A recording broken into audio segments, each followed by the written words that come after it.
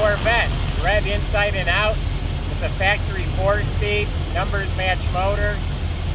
Got a bunch of documentation, and one interesting bit of history, this was delivered to the GM proving grounds. So we believe it went there for quality control and got put through the test track. It's really slick. Seeing this outside in the sunlight today, it's like, wow, this thing's really pretty. The interior is very tiny. The dash, the door panels, it looks brand new in here.